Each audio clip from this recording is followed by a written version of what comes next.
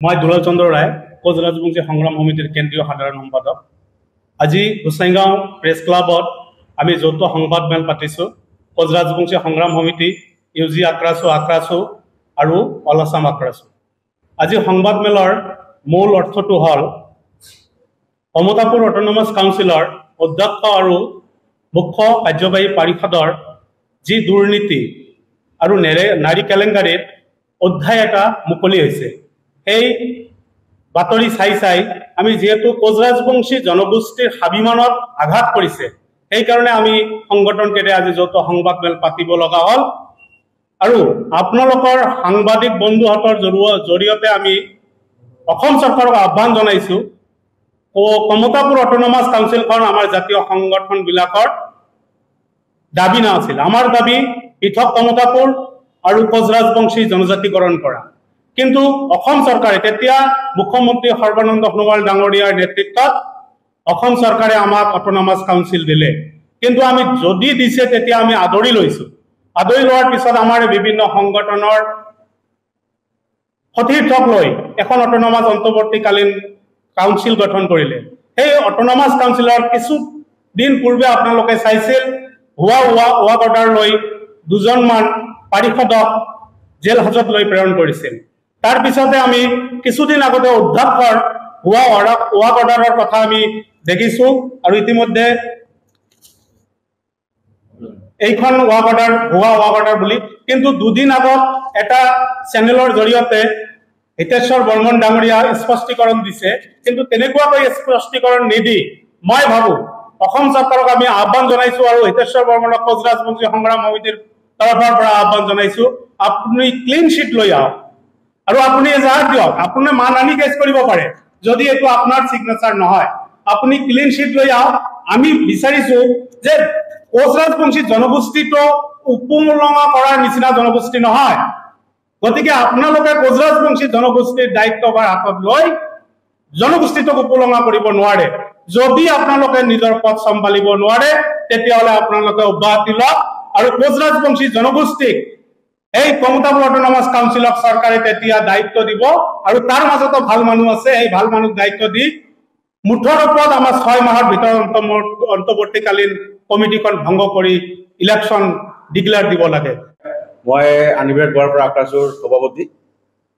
তো আজি আমি প্ৰেছ মিট অহাৰ এটাই কাৰণ হ'ল যে কেইদিনমান ধৰি আমি বিভিন্ন ছ'চিয়েল মিডিয়াৰ যোগে বিশেষ কৰি ND24ক দেখা পাই আছো যে এই কমতাপুৰ অটোনমাস কাউন্সিলখনৰ মুখ্য কাৰ্যবাহীৰ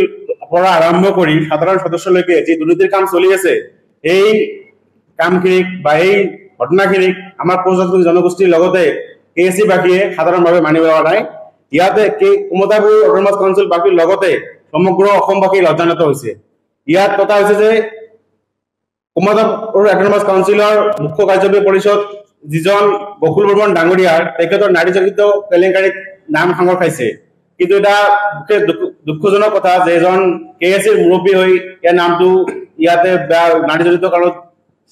অন্তৰ্ভুক্ত হৈছে। কিন্তু আমি বিচাৰো যে ইয়াত তদন্ত হ'ব লাগে। তাৰপিছতে যিজন চেয়াৰপাৰ্চন হিতেশ্বৰ ডাঙৰীয়া আছে, 34 কোটি টকাৰ এটা দুৰ্নীতি আমি দেখা পাই আছো বা ভুৱা ৱাক অৰ্ডাৰ ওলাইছে, তাৰ তদন্ত হ'ব লাগে। আৰু মই জনদৰদী অসমৰ মুখ্যমন্ত্ৰী হিমন্ত বিশ্ব শৰ্মা ডাঙৰীয়াক আহ্বান জনাওঁ যে অনতিপলমে এই অটোনমাস কাউন্সিলখন ভংগ কৰি এই কমতাপুৰ অটোনমাস কাউন্সিলখনৰ ভংগ কৰি আমাৰ কোচ ৰাজবংশী জনজাতিৰ স্বাৰ্থত বা সন্মানৰ লক্ষ্য ৰাখি 3 মাহৰ ভিতৰতে নিৰ্বাচন পাতিব লাগে আৰু নিৰ্বাচনৰ দ্বাৰা নিৰ্বাচিত প্ৰাৰ্থীকে এই দায়িত্ব অৰ্পণ কৰিব লাগে। আজি বিশেষকৈ আমাৰ যে কমতাপুৰ অটোনমাস কাউন্সিলৰ যে যিজন চিফ মুৰব্বী আছে বকুল বৰ্মন ডাঙৰীয়া, যি ধৰণে ষড়যন্ত্ৰ কৰি হওক বা তেখেতে যি ধৰণে মন্তব্য আগবঢ়াইছিল যে এইটো ষড়যন্ত্ৰ, আমি বিশেষকৈ আমি দাবী উত্থাপন কৰিছো যে আপুনি যদি ষড়যন্ত্ৰত অনুভৱ হৈছে বা আপোনাৰ নজৰত যদি কোনোবা আপোনাক ষড়যন্ত্ৰ কৰিছে, আপুনি কিয় নিমাত, আপুনি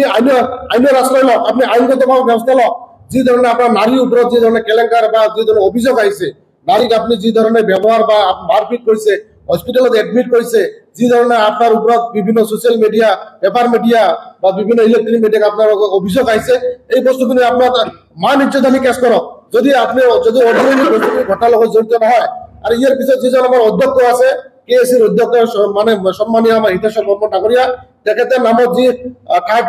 34 crore যি আমাৰ ভুৱা চহীত যি এটা অভিযোগ আহিছে ইতিমধ্যে আমাৰ হাতত এই বস্তুখিনি জালিয়াতিৰ যিখিনি ৱাক ৱাটাৰ এইখিনি আমাৰ হাতত আছে আমি তেখেতক আহ্বান কৰিছো যদি আপুনি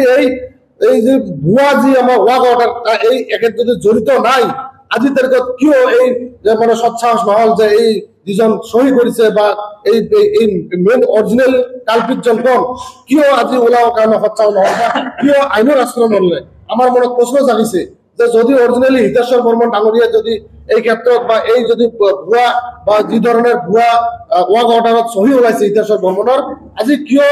আইনৰ আশ্ৰয় লোৱা নহল বা কিয় আজি তাৰিখত হিতেশ্বৰ বৰ্মনে কিয় কেছ নকৰিলে যে অৰিজিনেলি এই ভুৱা সহিজন কোনে কৰিছে একচুৱেলি হিতেশ্বৰ বৰ্মন ডাঙৰীয়াই এই বস্তুখিনি মানে বিচাৰে নাই যে অৰিজিনেলি ভুৱা সহিজন কোনে কৰিছে সেইকাৰণে আমি অসমৰ মাননীয় মুখ্যমন্ত্ৰী ডাঙৰীয়াক আহ্বান কৰিছো যে আমাৰ যিকেইজন ব্যক্তিক লৈ ইণ্টাৰিম বডিখন বনাই দিছে এই প্ৰতি কোনো আস্থা নাই অতি সোনকালে এইখন ভংগ কৰি দিব লাগে আৰু অচিৰেই এই যে আমাৰ গভৰ্ণমেণ্টৰ যিসমূহ দায়িত্বত বা আজি যিসমূহ বিষয়া আছে এডমিনিষ্ট্ৰেশ্যন ডিপাৰ্টমেণ্টে হওক বা চৰকাৰৰ আওতাত আনি অতি কম সময়ৰ ভিতৰত নিৰ্বাচন পাতি তাতে ৰাইজৰ সৰ্বাংগীন স্বাৰ্থত এটা নতুন ইলেকশ্যনৰ পথাৰে বস্তুখিনি তাতে ডেভেলপমেণ্ট চিন্তা কৰিব লাগে আৰু কেইটামান নিউজ চেনেলত আমি দেখা পাইছো আমাৰ মুখ্য কাৰ্যবাহী পৰিষদ গকুল বৰ্মনৰ যি নাৰী কেলেংকাৰী তেওঁৰ ব্যক্তিগত জীৱনত আমি হস্তক্ষেপ কৰিব নাযাওঁ কিন্তু তেখেত যেহেতু কমতাপুৰ অটোনমাস কাউন্সিলৰ মুখ্য কাৰ্যবাহী পৰিষদ গতিকে তেওঁৰ কথাটো টিভি চেনেলৰ লগতে বিভিন্ন ছচিয়েল মাধ্যমত বাতৰি প্ৰচাৰ হৈয়ে আছে সেইকাৰণে আমি গকুল বৰ্মন ডাঙৰীয়াৰ লগতে আমি অসম চৰকাৰক আহ্বান জনাইছো গকুল বৰ্মন ডাঙৰীয়া যদি নিৰ্দোষী তেতিয়াহ'লে তেওঁ সাব্যস্ত কৰক তেওঁক এজাহাৰ দিয়ক বা তেওঁ ক্লিন চিট লৈ আহক নহলে গুজৰাটবংশী জনগোষ্ঠীয়ে কেতিয়াও আমাৰ নিচিনা সংগঠনৰ যিমান সংগঠন আছে সংগঠনক বিশ্বাসত নলব গতিকে মই আহ্বান জনাইছো যিসকল পাৰিষদ বা আমাৰ সাধাৰণ মেম্বাৰ অধ্যক্ষ উপাধ্যক্ষ যিসকলে দুৰ্নীতিত জড়িত হৈ আছে তেখেতসকলক অসম চৰকাৰে তেখেতসকলক অব্যাহতি দিব লাগে তেখেতসকলক বহিষ্কাৰ কৰিব লাগে কাউন্সিলৰ পৰা আৰু কাউন্সিলৰ অনতি পলমে খুব কম সময়ৰ ভিতৰত সমষ্টি নিৰ্ধাৰণ কৰি ইলেকশ্যন ডিক্লেয়াৰ কৰিব লাগে এইটোই আমাৰ দাবী কমতাপুৰ অটোনমাস কাউন্সিল আমি বিচৰা নাই আমাৰ জনজাতিকৰণ আৰু পৃথক কমতাপুৰ ৰাজ্যৰ দাবীটোৱে আমাৰ মুখ্য দাবী চাওক আপোনালোকে 1949 চনৰ 28 আগষ্ট তাৰিখত 1947 চনত ভাৰত স্বাধীন হৈছিল 1949 চনৰ 28 আগষ্ট তাৰিখলৈকে কমতাপুৰ ৰাজ্য আছিল কোচবিহাৰ ৰাজধানী আছিল কিন্তু আমাৰ এইটো আমাৰ মুখ্যম দাবী কিন্তু অসম চৰকাৰে কি কৰিলে যে আপোনালোকে এইটো লওক তাৰ পিছতে আমিও ভাবিলো যেহেতু ইমান দিনে গুজৰাটবংশী জনগোষ্ঠীটোৱে আমি আন্দোলন কৰি আছো আমাৰ একো হোৱা নাই নামনি অসমত এটা সীমা সামৰি অটোনমাস কাউন্সিল দিলে তাৰ দ্বাৰা গুজৰাটবংশী জনগোষ্ঠীৰ লগতে কমতাপুৰত বসবাস কৰা বিভিন্ন জাতি জনগোষ্ঠীৰ ভাতৃত্ববোধৰে উন্নতি হ'ব কিন্তু আমি দেখা পালো দুখ আৰু পৰিতাপৰ বিষয় ইয়াত উন্নতিৰ মানে অপজিট হৈ গ'ল অৱনতিয়ে দেখা পোৱা গ'ল আৰু কেলেংকাৰী যেন দেখা পোৱা গ'ল তাৰ কাৰণে আমি দুঃখিত আৰু গুজৰাটবংশী জনগোষ্ঠীক যাতে অইন জনগোষ্ঠী উপলুৱা কৰিব নোৱাৰে তাৰ কাৰণে যিসকল দুখী ব্যক্তি তেখেতসকলক মই আহ্বান জনাইছো আপোনালোকে নিজৰ পথটো এৰি দি আপোনালোকে আঁতৰি যাওক তেতিয়াহ'লে আপোনালোকৰ আমি ব্যক্তিগত সমস্যাত আমি হস্তক্ষেপ নকৰিম বিশেষ কাৰণত সংবাদ মেল এইজনে পাতিব লগা হৈছে যে যোৱা আপোনালোকে জানে যে কোচ ৰাজবংশী জনগোষ্ঠীৰ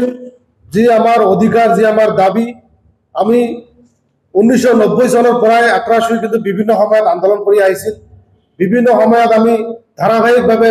বিভিন্ন পন্থাত আমি কাৰ্যসূচী হাতত লৈ আজি এই বৰ্তমানৰ যি আমাৰ অটোনমাস কাউন্সিল আমাক চৰকাৰে গঠন কৰি দিছিল আমাৰ কোচ ৰাজবংশী জনগোষ্ঠীৰ যি সংগ্ৰাম যি জাতি উদ্ধাৰৰ সংগ্ৰাম বিশেষকৈ আক্ৰাসী যি ভূমিকা লৈছিল এই ভূমিকা লোৱাত যিখিনি সন্মান বা যিখিনি গভৰ্ণমেণ্টে বা অসম চৰকাৰে যিখিনি চিন্তা চৰ্চা কৰি আমাক কমতাপুৰ অটোনমাস কাউন্সিল গঠন কৰি দিছিল এই ক্ষেত্ৰত আমি কিন্তু একপক্ষীয়ভাৱে আমি কিন্তু গ্ৰহণ কৰা নাছিলো প্ৰথম পৰ্যায়ত কাৰণ আমি ভাবিছিলো যে কোচ ৰাজবংশী জনগোষ্ঠীৰ সামগ্ৰিকভাৱে আমি কিবা এটা উন্নতি বা আমাৰ যিখিনি দাবী এইখিনি আমাক লাগে কিন্তু বিশেষ কাৰণত গভৰ্ণমেণ্টে কিবা এটা চিন্তা কৰি কোচ ৰাজবংশী জনগোষ্ঠীৰ যি সংগ্ৰামৰ প্ৰতি সন্মান জনাই সৰুকৈ এটা কাউন্সিল আমাক গঠন কৰি দিছিল এই কাউন্সিলখনে কিন্তু কোচ ৰাজবংশী জনগোষ্ঠীৰ ক'বলৈ গ'লে এটা বিপদ বা এটা আমাক কি কম এইটো ধ্বংসৰ মুখত ঠেলি দিছে যেতিয়াই কোচ ৰাজবংশীৰ জনগোষ্ঠীত এই জনগোষ্ঠীৰ উন্নতিৰ কাৰণে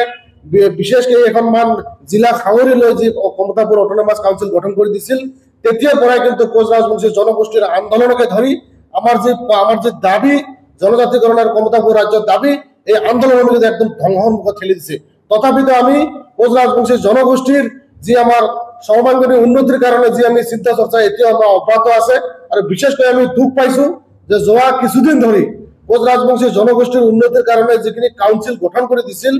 বিশেষকৈ কেএসি কমতাপুৰ অটোনমাস কাউন্সিল এই কাউন্সিলখনত যিখন নাকি ইণ্টাৰিম বডি গঠন কৰি দিছিল আজি কোনো এজন ব্যক্তি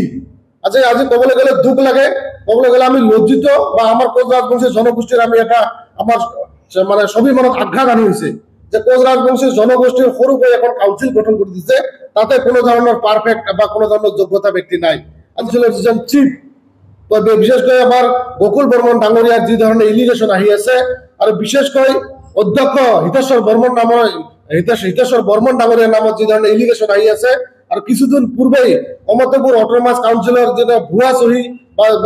চহী জালিয়াতি কৰি যি আমাৰ ৱাক অৰ্ডাৰ ওলাইছিল মানে এটাৰ পিছত মানে আনটা মানে ক'বলৈ গ'লে এটা দুৰ্নীতিৰ অভিযোগ আহিছে এই ক্ষেত্ৰত আমি বিশেষকৈ অসম চৰকাৰক আমি দাবী জনাইছো যে আপোনালোকে যি আমাৰ কমতাপুৰ অটোনমাস কাউন্সিল গঠন কৰি দিছিল কোচ ৰাজবংশীৰ জনগোষ্ঠীকে ধৰি এই অঞ্চলৰ বিভিন্ন জাতি জনগোষ্ঠীৰ মানুহৰ যি উন্নতিৰ কাৰণে যি কমতাপুৰ অটোনমাস গঠন কৰি দিছিল এই ক্ষেত্ৰত আপোনালোকে অলপ চোকা দৃষ্টিত আপোনালোকে ৰাখক ঘৰ অফিস গুদান আদি সলনি কৰা কথা ভাবিছে নেকি পিছে সলনি কৰিব হয় সকলো বস্তু এঠাইৰ পৰা আন ঠাইলৈ সহজে নিয়াটো জানো সম্ভৱ চিন্তা তাতেই নহয় জানো কেৱল ঘৰ অফিসে নহয় ডাঙৰ ডাঙৰ মেচিন বাইক ডাঙৰ ডাঙৰ গাড়ীকে ধৰি সকলো বস্তু পিছে এতিয়া আৰু চিন্তাৰ কোনো কাৰণ নাই আপোনাৰ এটা মাথো ফোন কলতে সমাধান হৈ পৰিব এনেসমূহ সমস্যা আপোনাৰ কাষত আংকুশ কাৰ্গো পেকাৰ্ছ এণ্ড মুভাৰ্ছ সমগ্ৰ ভাৰততে প্ৰভাইড কৰে ডোৰ টু ডোৰ সাৰ্ভিস গতিকে দেৰি কিহৰ এতিয়া যোগাযোগ কৰক 9957630102 অথবা 9546214823 নম্বৰত লগতে ঠিকনা ফটাহিল আমবাৰী নিয়াৰ অনাথ আশ্ৰম আমবাৰী থানা গুৱাহাটী